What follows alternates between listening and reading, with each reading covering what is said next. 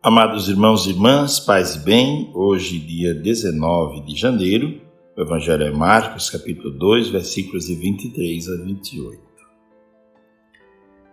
Jesus estava passando por uns campos de trigo em dia de sábado. Seus discípulos começaram a arrancar espigas enquanto caminhavam. Então os fariseus disseram a Jesus: "Olha, por que eles fazem em dia de sábado o que não é permitido?" Jesus lhes disse: "Por acaso nunca lestes o que Davi e seus companheiros fizeram quando passaram necessidade e tiveram fome? Como ele entrou na casa de Deus no tempo em que Abiatar era sumo sacerdote, comeu os pães oferecidos a Deus e os deu também aos seus companheiros? No entanto, só aos sacerdotes é permitido comer esses pães." E acrescentou: "O sábado foi feito para o homem, e não o homem para o sábado. Portanto, o Filho do Homem é Senhor também do sábado." Amados irmãos e irmãs, Jesus vai aos poucos se revelando e se apresentando. Vai se apresentar como Senhor do templo também, como Senhor do tempo, da história, e como Senhor do sábado. Quer dizer, ele pode falar sobre o sábado, sobre a lei do puro e do impuro, sobre todas estas coisas que são muito fortes para o povo do Antigo Testamento. E ele, no Evangelho de hoje, se depara com esta situação. Seus discípulos vão passando por uns campos de trigo. É um dia de sábado, mas eles estão com fome e a fome não espera. E eles então colheram espigas em dia de sábado. Imediatamente foram questionados por aqueles fariseus que entendiam bastante da lei e que diziam que o sábado era a lei de guardar o sábado, era o maior mandamento era o mandamento de guardar o sábado, porque eles diziam: até Deus cumpre essa lei, então os homens precisam cumprir também. Essa é a lei por excelência, guardar o sábado. E Jesus então imediatamente conta-lhes uma história e diz: o sábado foi feito para o homem e não o homem para o sábado. Quer dizer, a lei foi feita para promover o homem e não para amarrar o homem, para torná-lo cativo. Se nós olharmos os 10 mandamentos, são todos mandamentos de liberdade para o povo, não? Amar a Deus sobre todas as coisas, quer dizer, significa libertar-se da idolatria.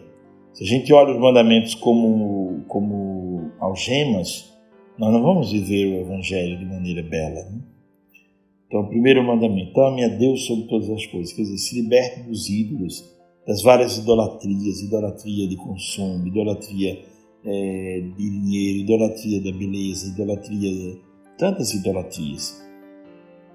E daí por diante, os outros mandamentos todos são mandamentos de libertação, que ensinam o homem a ser livre. Por exemplo, o mandamento do dia do Senhor, né? Guardar o dia do Senhor como um dia do descanso, mas também como um dia de oração, para lembrar que o homem não é máquina, não foi feito para trabalhar o tempo inteiro, mas o homem foi feito para o amor, para viver o amor de Deus, para ser instrumento desse amor de Deus e não como uma máquina de produzir as coisas.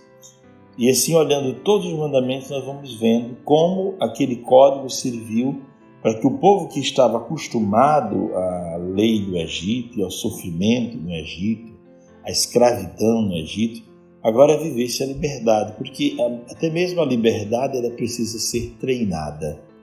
Se você pegar, por exemplo, um animal que foi preso o tempo inteiro e abrir a jaula ou a gaiola, pode ser que ele não saia, porque não foi treinado para a liberdade. Nasceu ali já naquele cativeiro, né?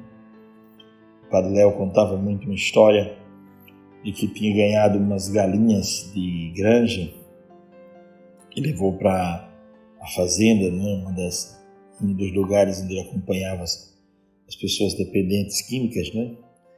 E ele contou que colocou as galinhas lá e do jeito que colocou elas ficavam paradas. E mesmo vinha a chuva, vinha o que viesse, elas não saíam do lugar. não sabiam sair do lugar, não foram treinadas nem acostumadas para a liberdade. Então a liberdade tem o seu preço, e a liberdade tem por trás a escolha, né? Escolher ser livre e poder escolher as coisas. Alguém pode dizer, não, quem apenas obedece nunca erra. Mas Deus nos criou para a liberdade, somos livres, e quem ama promove a liberdade das pessoas amadas, né? Então, Jesus no Evangelho de hoje fala sobre o sábado. Ele diz, o sábado foi feito para o homem. A lei foi feita para promover o homem e não o homem para ser escravo da lei. Guardemos no coração este confronto de Jesus, né?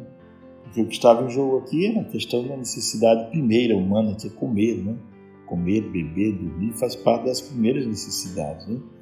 E os discípulos estavam com fome.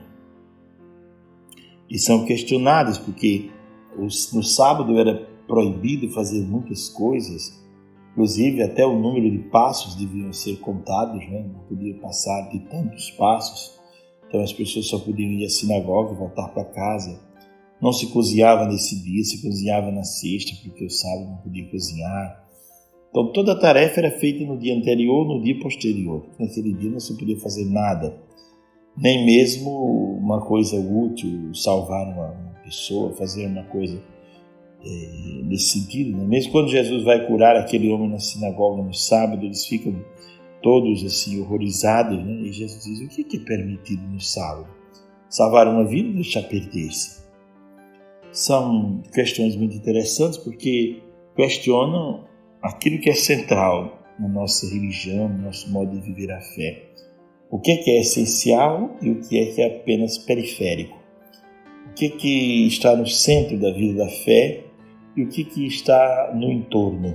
Assim, o que é mais importante no sentido de ser um bom cristão? São as indumentárias? São as cascas? O que é que realmente faz um bom cristão?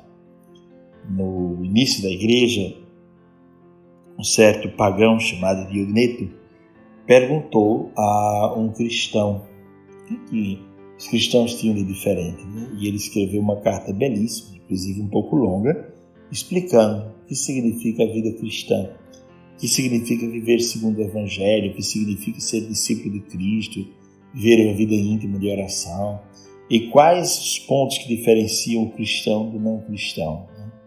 O que diferencia o homem de fé do homem que não tem fé. Guardemos hoje essa palavra, que é muito oportuna e ao mesmo tempo muito provocadora, nos faz pensar sobre o ser cristão e a identidade cristã.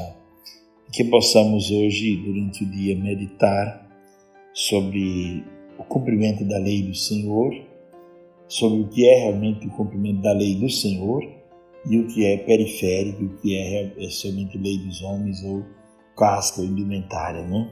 Que o Senhor nos dê a graça de penetrar no mistério profundo do seu amor. Abençoe-vos o Deus Todo-Poderoso, Pai, o Filho e o Espírito Santo. Amém.